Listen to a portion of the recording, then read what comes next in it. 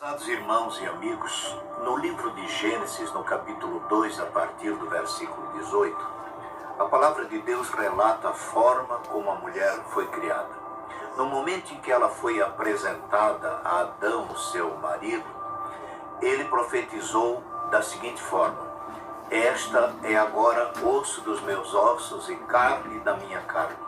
Ela será chamada varoa, porquanto do varão foi tomada. E o texto continua dizendo: portanto, deixará o varão o seu pai e a sua mãe, e apegar-se-á à sua mulher, e os dois serão uma só carne. Este é o princípio que rege a formação de um novo lar até hoje. O Senhor Jesus fez menção desta profecia de Adão, quando ele ratificou o primeiro casamento da história, dizendo: deixará o homem pai e mãe e se unirá à sua mulher, e serão os dois numa só carne. Mas em que sentido deixará o homem o pai e mãe? Primeiro, no sentido afetivo. A partir do momento do casamento, o homem acrescenta à sua convivência diária pessoas como a esposa, o sogro, a sogra, cunhados, e ele passa até a ser chamado de tio. Num outro sentido, ele deixa no aspecto econômico. O homem e sua esposa devem fazer o possível para não depender das finanças dos pais e dos sogros.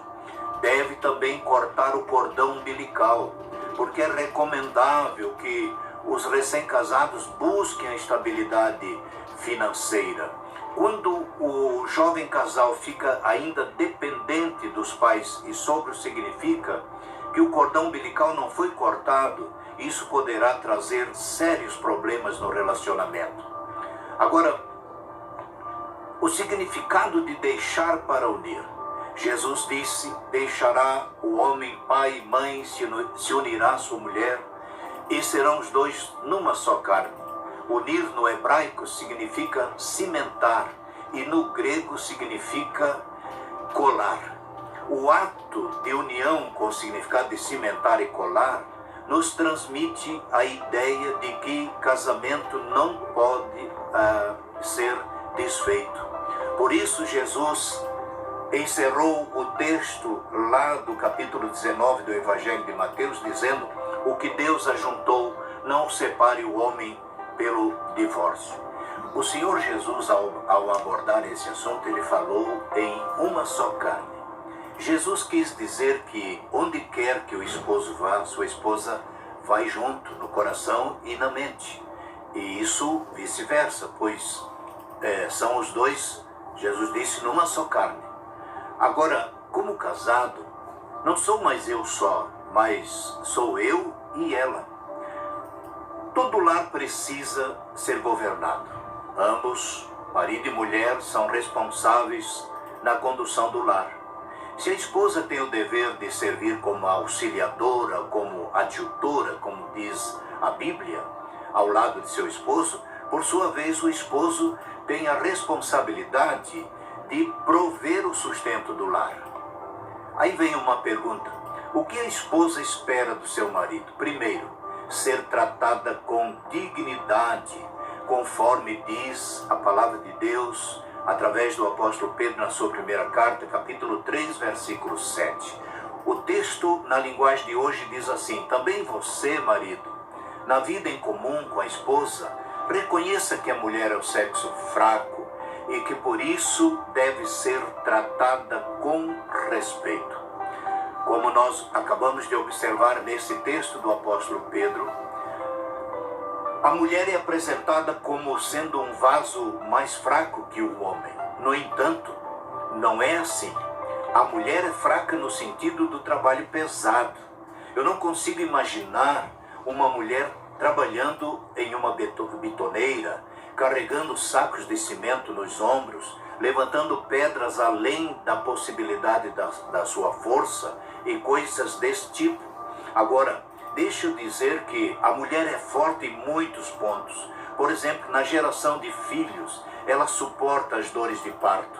A mulher se mostra forte no enfrentamento das enfermidades. Ela se mostra forte em relação à sua longevidade, pois os homens morrem antes.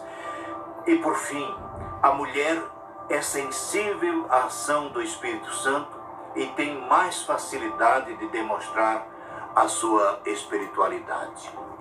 E o que uma esposa espera do seu marido mais? Ela espera ser amada, como diz o apóstolo Paulo aos Efésios, no capítulo 5, dos versículos 24, 28 e 33. Olha, agressões verbais e físicas, palavras duras, falta de respeito, estas coisas tendem a minar o amor e culminar com a indesejável separação.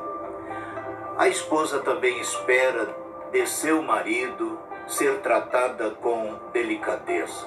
Há um texto na Bíblia de Colossenses capítulo 3, versículo 19, onde o homem de Deus, apóstolo Paulo, diz: vós, maridos, amai a vossa mulher e não vos irriteis contra elas. Aos filhos também para eles também há um mandamento que diz assim, Colossenses 3:20, vós filhos, obedecei em tudo vossos pais, porque isto é agradável ao Senhor. Agora, em resumo, o que o marido espera de sua esposa? Primeiro, que ela nunca se afaste dele criando seu próprio mundo, como anuncia o movimento feminista mundial. Segundo, que ela cuide de sua aparência, apresentando-se sempre bela, física e espiritualmente, comportando-se como recomenda a Bíblia no texto do apóstolo Pedro, capítulo 3, de 1 a 8. E por último, que honre e respeite seu marido como aquele a quem Deus constituiu como a cabeça do lar. Queridos irmãos e amigos, eu espero ter contribuído nesse culto online. Espero que Deus abençoe as famílias, os casais, os filhos de uma maneira muito rica e extraordinária. E peço que Deus abençoe a todos. No final desta mensagem, que a bênção de Deus esteja com todos, em nome do Senhor Jesus.